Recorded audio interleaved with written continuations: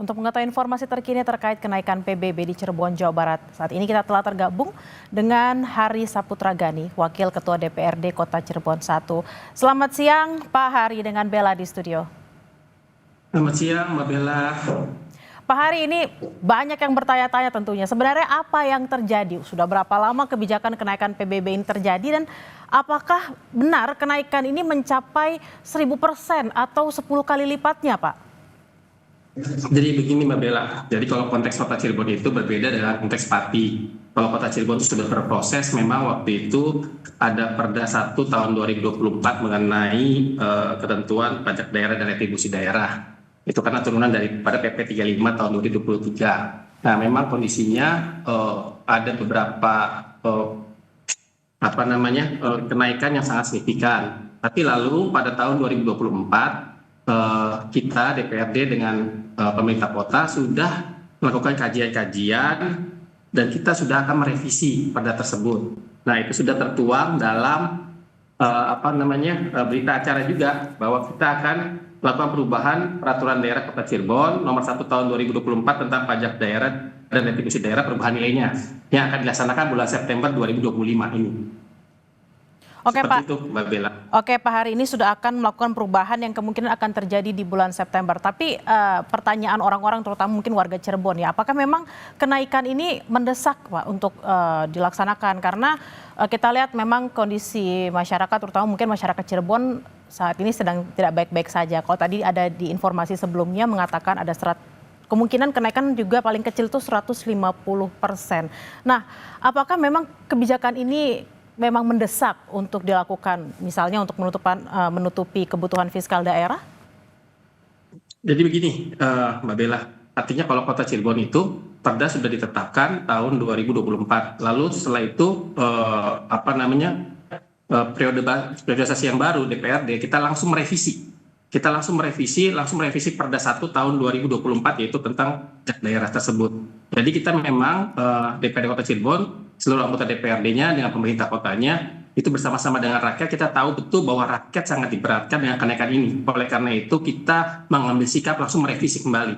Kita tahu bahwa perda tersebut secara mekanisme benar, tapi secara kebijakan kurang bijak dalam kondisi seperti ini, sehingga kita langsung merevisi. Yang kita akan revisi adalah pasal 9 yang itu mengenai tarif dasar. Nah, tarif dasar itu kan ada maksimum di situ 0,5% untuk NJOP di atas 3 miliar. Nah, oleh karena itu kita akan kunci untuk NJOP untuk persentase pengaliannya itu tidak lebih daripada 0,3% atau 0,2%. Jadi kita memang benar-benar bersama masyarakat. Dan ini akan dilaksanakan oleh kita sudah berjalan, tinggal di September ini pengetok palunya. Seperti itu, Mbak Bella. Berarti kenaikannya tidak akan lebih dari 0,3 atau 0,2% dari NJOP. Dari NJOP. Pengaliannya. Oke, pengaliannya. Kira-kira berapa persen Pak kalau totalkan gitu? Apakah mungkin bisa mencapai lebih dari 100% misalnya?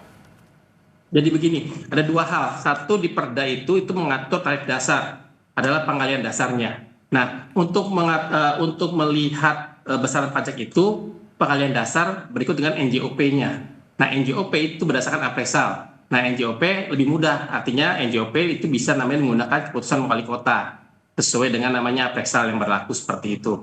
Nah, kita yang paling penting adalah sekarang menurunkan tarif dasarnya dulu. Artinya yang dulu 3 miliar ke atas itu 0,5% pengaliannya, kita akan turunkan. Maksimum itu 0,3, kalau bisa 0,2. Ini juga berkat teman-teman dari semuanya, dari masyarakat yang berdiskusi, yang kita rapat dengan pendapat dengan DPRD, kita mendengarkan betul bagaimana masukan masyarakat dan kita bersepakat untuk mengubah perda tersebut. Jadi ini udah proses akhir nih, September ini sesuai dengan berita acara kita akan sahkan perda terbaru. Yang artinya nanti kemungkinan kenaikan pasti ada, tapi tentu kenaikan itu tidak signifikan sekali seperti itu.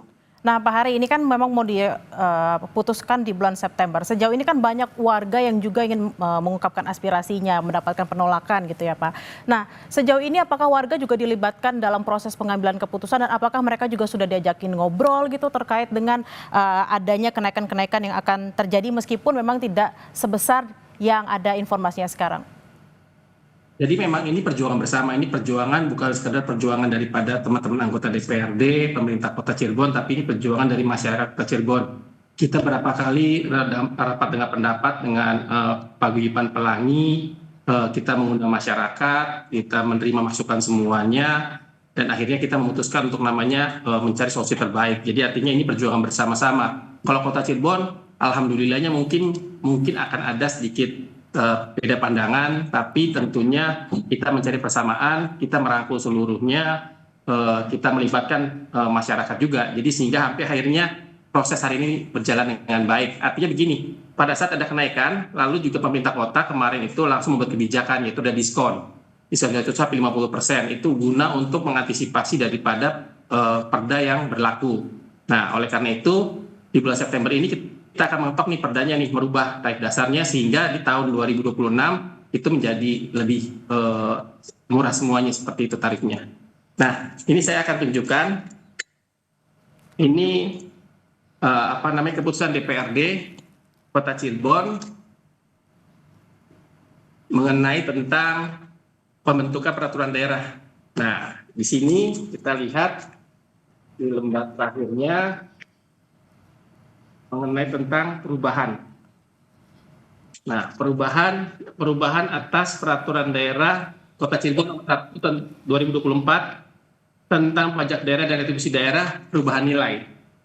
Jadi kalau masalah Kota Cirebon sebenarnya sudah tinggal tunggu finalisasi aja. Yang ini akan dilaksanakan pada bulan September 2025. Seperti itu. Baik. Jadi ya kita doakan aja semoga 17 Agustus ini menjadi hari kemerdekaan kita, sekaligus ada kado buat warga Kota Cirebon, yaitu adalah penurunan pajak daerah. Baik, kita juga berharap penurunan pajak tidak membebani masyarakat, terutama untuk masyarakat Cirebon. Terima kasih atas waktunya siang hari ini. Hari Saputra Gani, Wakil Ketua 1 DPRD Kota Cirebon, selamat beraktivitas kembali.